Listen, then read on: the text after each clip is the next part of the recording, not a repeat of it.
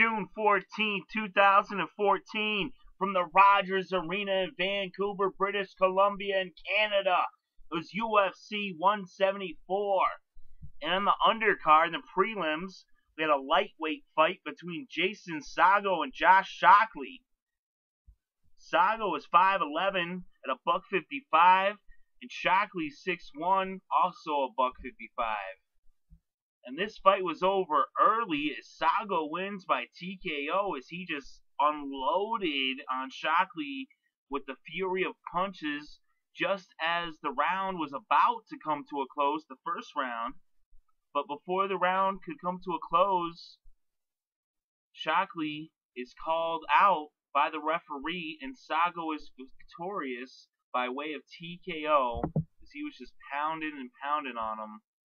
And Jason Sago wins this fight with the first round TKO.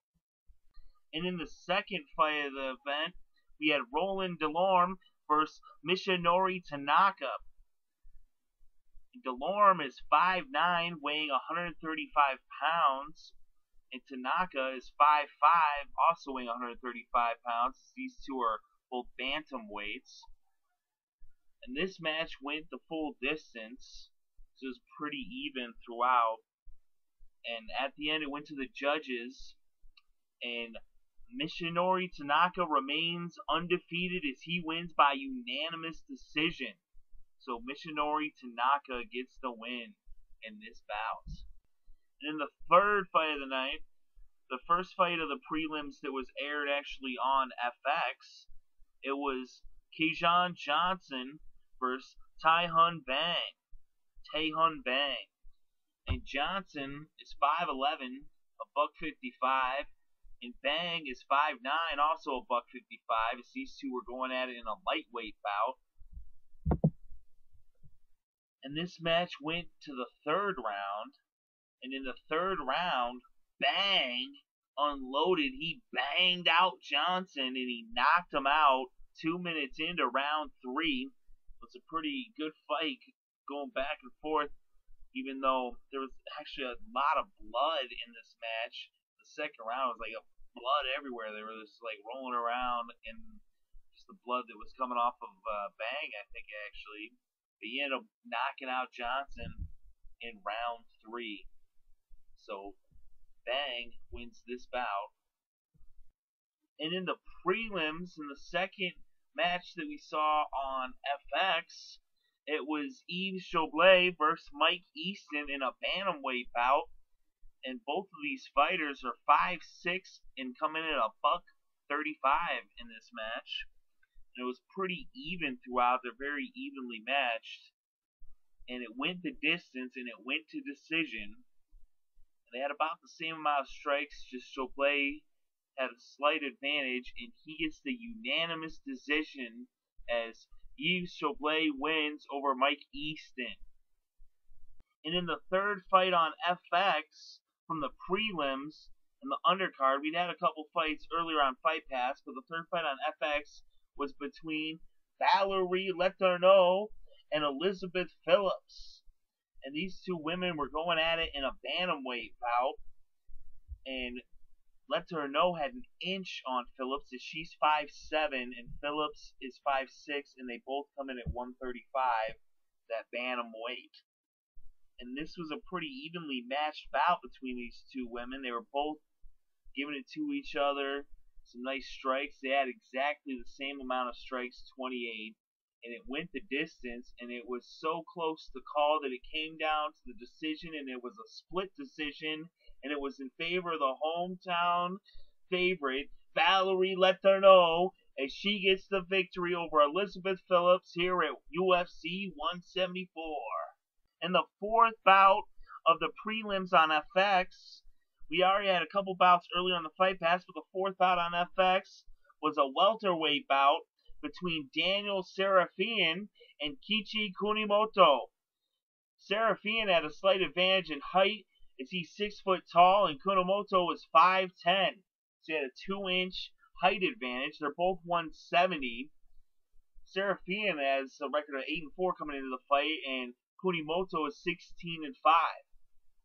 And this match was over quick In the first round, Kunimoto chokes out Serafian with a rear naked choke, and he gets him to tap out, and Kunimoto is victorious at UFC 174. And the first fight of the pay-per-view was a light heavyweight bout between Ovince St. Preux and Ryan Jimmo.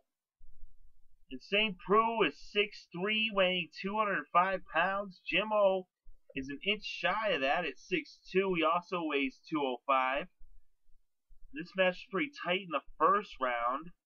But then in the second round, Ovince St. Preux knocks out Ryan Jimmo. He wins this bout by a knockout. So Ovince St. Preux wins the first fight of UFC 174 on the pay-per-view. And in the second bout of the pay-per-view, it was a heavyweight match between Andrei Arlovski and Brendan Schaub.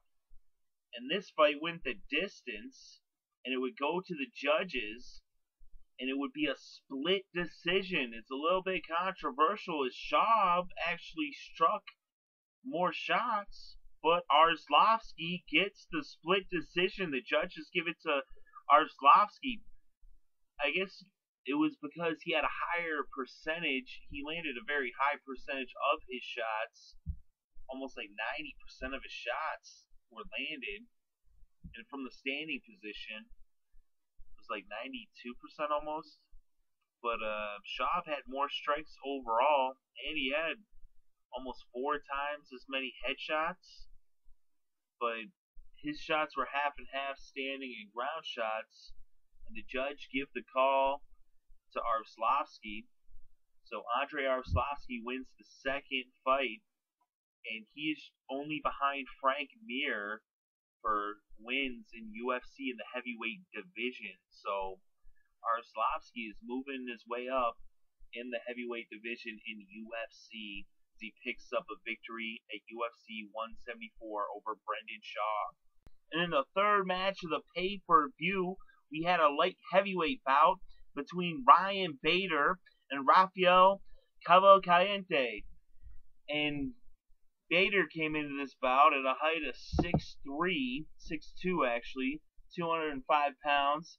And Rafael Cavalcante is 6'1" and 205. And this match went the distance. It went all 3 rounds, and it went to the judges by decision. It was unanimous in favor of Ryan Bader, as he easily won this fight.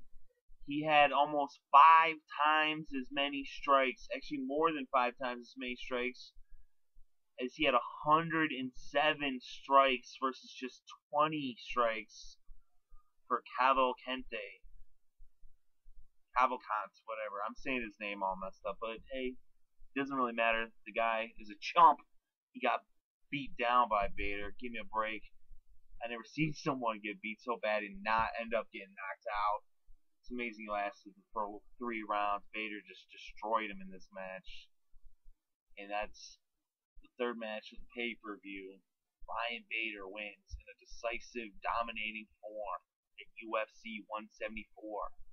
And in the fourth match of the pay-per-view, the last fight before the main event, we had a welterweight bout between Rory MacDonald and Tyron Woodley.